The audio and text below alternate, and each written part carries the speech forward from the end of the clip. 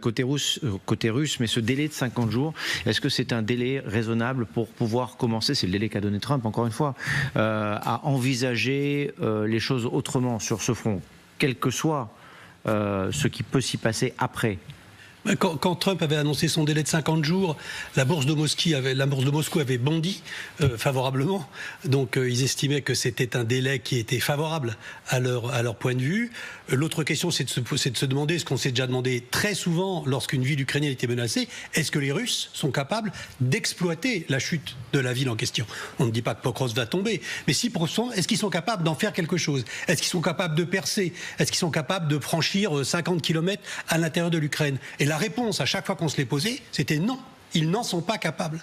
Donc, on retrouve toujours une initiative russe, une domination russe, mais rien qui change significativement le cours de la guerre. Donc, dans la perspective de Poutine, ces 50 jours, à l'issue desquels, s'il ne fait rien, il risque quand même, et il le sent, d'avoir les sanctions secondaires par les États-Unis, c'est-à-dire le pire choc économique, un véritable cauchemar pour lui, parce que ce sera un choc sur le pétrole.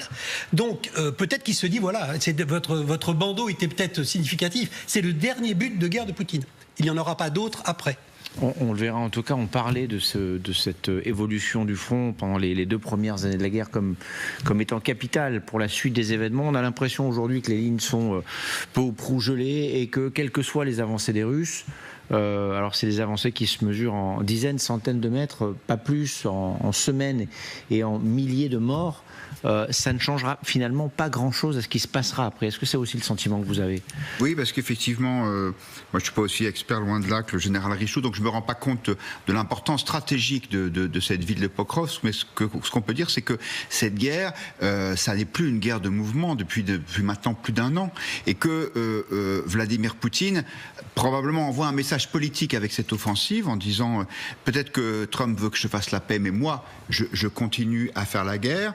Et puis ce qui est intéressant, c'est que à côté de cette offensive, il y a un effort d'armement qui est continu, et on a le sentiment que la Russie s'installe dans une guerre longue, en fait, et que au-delà de cette séquence diplomatique qui s'annonce, elle semble n'être pour la Russie qu'une forme de parenthèse, d'exercice imposé, parce que si Trump veut qu'on aille discuter, allons discuter en Turquie ou ailleurs, mais que le rouleau compresseur russe, il ne s'arrête pas pour autant.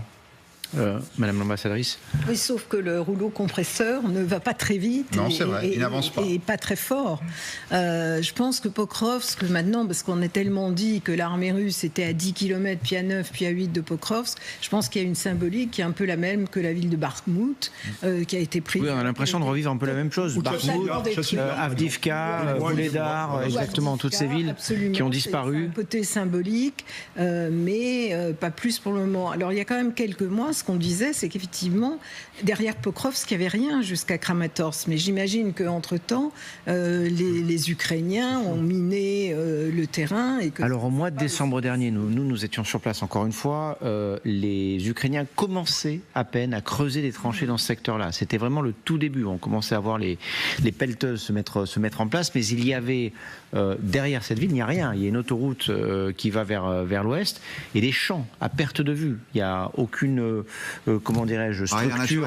Non, il n'y a aucune barrière naturelle, aucune structure. Donc c'est pour ça qu'une fois que cette ville est passée et qu'elle disparaît sous les bombes russes et probablement aussi les bombes ukrainiennes qui se défendront des Ukrainiens d'une manière ou d'une autre, la route est assez ouverte. Donc évidemment, 6 mois plus tard, il y a probablement des tranchées qui ont été creusées et des systèmes de défense installés. Mais dans un champ, c'est pas la même chose que dans une ville générale. Non, bien sûr. Mais compte tenu du caractère poussif de l'avancée russe, ça suffit. Parce que la percée, on parlait de la percée. La percée, c'est quelque chose de très particulier, si vous voulez. Il faut 2 armées pour percer. Il faut une armée qui ouvre et puis une armée qui exploite et s'engouffre. Voilà, qui s'engouffre et qui exploite. Et qui engage la poursuite. Donc, ils ne l'ont pas, ça. On nous parle de l'offensive d'été. On arrive en août, l'offensive d'été, il n'y aura rien de plus que ce qui se passe en ce moment. C'est-à-dire que ce qui se passe depuis 6 mois, de ce qui se passe depuis 1 an, c'est-à-dire une poussée continue, etc. Il n'y a pas d'offensive d'été. Ils exploitent exploitent un petit peu leur supériorité numérique ou en obus, etc. Mais en aucun cas, ils ne sont capables d'effectuer la percée. La percée, c'est la Vistule, janvier 45, 2 500 000 hommes. En 6 heures, ils font un trou de 40 km dans l'armée allemande et puis ils partent sur Berlin. C'est ça une percée. Ça, ils ne sont pas capables de le faire. Est-ce qu'aujourd'hui, ce front peut s'effondrer? On en a souvent évoqué l'hypothèse. Moi, j'y crois pas du tout. D'un côté comme de l'autre, qu'il soit percé justement, qu'il s'effondre, qu'il y ait des failles dans ce front qui permettent à l'une ou l'autre des armées d'avancer peut-être un peu plus rapidement, comme ce que vous disiez, Général. Est-ce qu'aujourd'hui, c'est encore une possibilité? On l'a tellement évoqué et on a tellement vu que ça ne se produisait pas qu'on finit par croire que c'est pas possible, que l'armée ukrainienne est capable. Le défenseur, évidemment, a des avantages considérables par rapport aux attaquants. Et en plus, c'est des as des drones. Donc on se dit que ça n'est pas possible qu'il perce. Donc la perspective de Poutine dans les 50 jours qui viennent, c'est dans 50 jours, il ne contrôlera aucun des 4 oblasts qu'il a annexés. Il y en a un qui contrôle déjà. Enfin, Lugansk. Oui, mais pas totalement. Quasiment totalement, mais bon. Lugansk à peu près. Enfin, politiquement, en tout cas, il est extrêmement loin de non seulement de ses buts de guerre initiaux, mais même des buts révisés ensuite. Donc, pour lui, assez rapidement, le